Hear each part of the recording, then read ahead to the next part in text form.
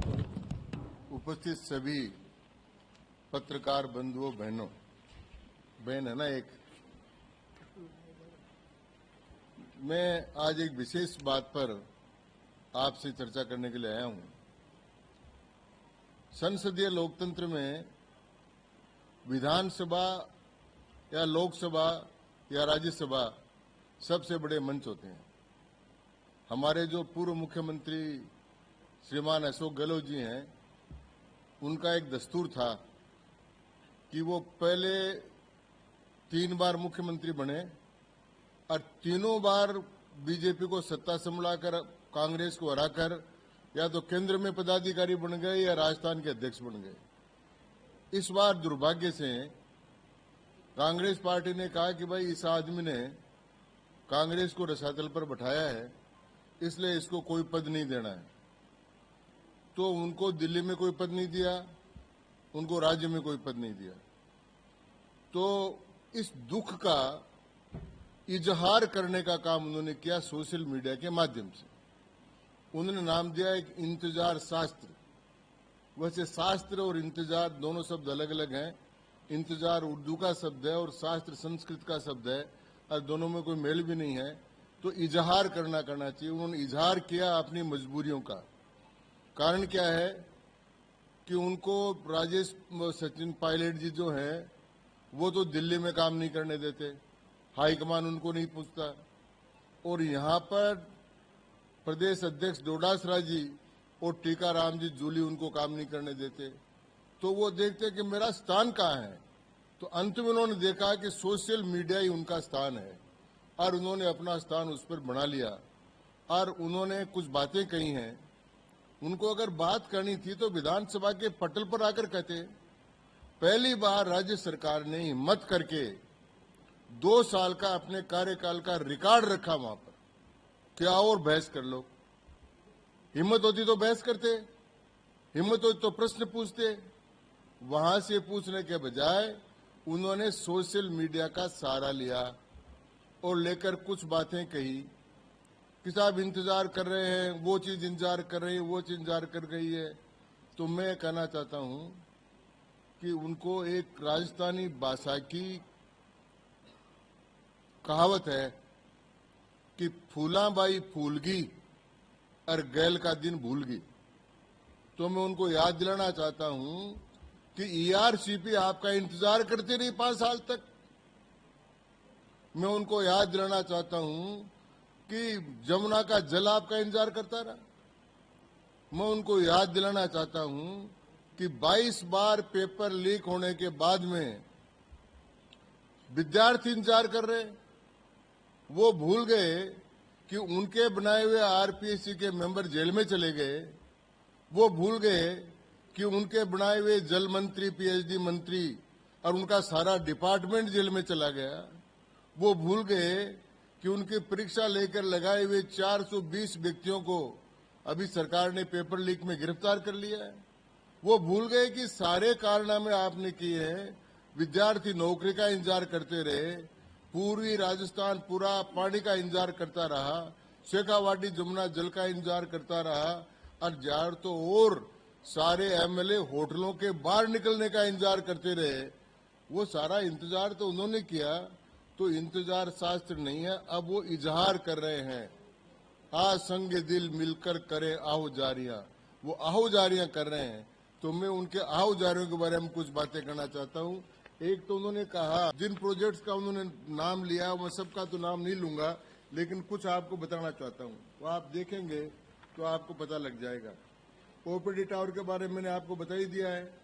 और फिर उन्होंने दूसरा कहा था कि सांगानेरी गेट महिला चिकित्सालय आईपीडी टावर, वो तो बनकर तैयार है, उसका तो फिनिशिंग का काम चल रहा है, वो तो काम पूरा होना ही है।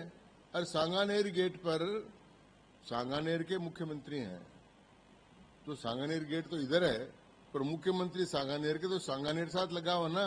तो महिला का चिकित्सालय का वो टावर तैयार हो गया है, उसके बारे में उनको गलत सूचना दी गई है, और इस प्रकार से वो गलत भ्रम फैला रहे। एक उसका मैं बता रहा हूं। दूसरा, सीएससी पीएससी के बारे में पूछा है, तो उन्होंने 5 साल में कुछ किया नहीं और भजनलाल जी ने 2 साल में 6 नई पीएससी स्थापित की। कांग्रेस सरकार के 2 साल में 53 सीएससी बनी थी, भजनलाल सरकार में 84 सीएससी बनी। उप जिला अस्पताल 1 के मुकाबले 61 बने हैं, 61। जिला अस्पताल 3 के मुकाबले 14 बने हैं और सैटेलाइट हॉस्पिटल 2 के बजाय 18 खोले गए हैं। अब ये आंखें खोलने वाले आंकड़े भी समझ में नहीं आते हैं। और केवल चिकित्सा क्षेत्र में 35,000 की भर्ती की गई है और 14,000 पर प्रक्रियाधीन है, बढ़ने वाले हैं। तो ये सारा काम है। मेडिकल कॉलेजों के बारे में उन्होंने कहा है, 8 मेडिकल कॉलेज थे गहलोत साहब के टाइम पर, और मोदी जी ने आने के बाद में हर जिले में 1 मेडिकल कॉलेज खोलने की नीति के कारण से आज राजस्थान में 23 मेडिकल कॉलेज पूरा सारा खाका ही बदल गया शिक्षा का। स्टेलाइट हॉस्पिटल 43 थे गहलोत साहब के टाइम पर, 2 साल में बढ़कर 63 हो गए, 63। इस प्रकार से उन्होंने बहुत सारी बातें की। कई जैसे महात्मा गांधी इंस्टीट्यूट, दिव्यांग विश्वविद्यालय, कोई बजट का प्रावधान नहीं था और बना दिया, लेकिन अब उनका बजट का प्रावधान भी किया और उनको संचालन की व्यवस्था भी कर रही है। ये सारा बात है। सोशल मीडिया पर डाल दिया कि वो इंतजार कर रही है। काय का इंतजार कर रही है? किसका इंतजार कर रही है? मेरा और गहलोत साहब का इस जमाने में कोई इंतजार नहीं करने वाला। न गहलोत साहब का कोई इंतजार करेगा, न मेरा इंतजार करेगा। आरओबी बनकर तैयार है, 70% काम पूरा हो गया और 2026 तक सिविल लाइन्स वाले आरओबी पूरी बन जाएगी। अशोक गहलोत साहब आपके उस पर चढ़कर उतरने का इंतजार कर रही है, वो आप जल्दी करें।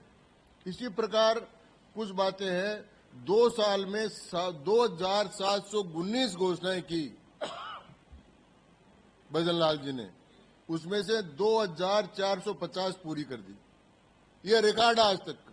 और गहलोत साहब के कार्यकाल में जो घोषणाएं हुई थी 4,148, उनमें 2,000 भी पूरी नहीं हो पाई, सिर्फ 626 पूरी हुई। तो यह आंकड़ा है जो आंखें खोलता है। इसी प्रकार भर्तियों के बारे में, और उन्होंने जोधपुर के बारे में कई प्रश्न पूछे। मुझे आश्चर्य होता है कि जोधपुर ने उनको कितनी बार एमएलए बना दिया, एमपी बना दिया, और जोधपुर का कुछ किया नहीं। अब भजनलाल सरकार जोधपुर का कर रही है। 400 उन्होंने एक 765 केवी सब स्टेशन बनाने पर पूछा कि उसका क्या हुआ। उस पर 3,000 करोड़ रुपए लगते हैं। 1,000 का भी, 1 पैसे का भी उन्हें प्रावधान नहीं किया था, घोषणा की थी।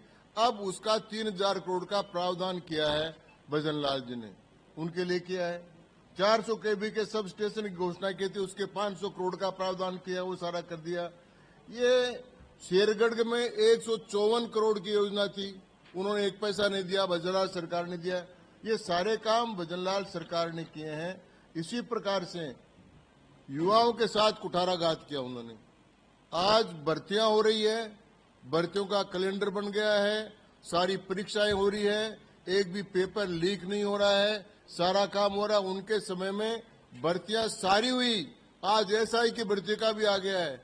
और सारी भर्तियां जितनी भी हुई उनमें फर्जी सर्टिफिकेट, सारा काम करके दोनों जो पकड़े गए उनके आरपीसी के मेंबर, उनके स्टेटमेंट भी आ रहे हैं कि हम तो नेताओं के नीचे हमने काम किया है। सारी व्यवस्था को अस्त व्यस्त करने वाले आदमी अगर इस प्रकार की बात कहें तो मुझे लगता है कि इससे बड़ा राज्य की जनता के साथ धोखा नहीं हो सकता। इसी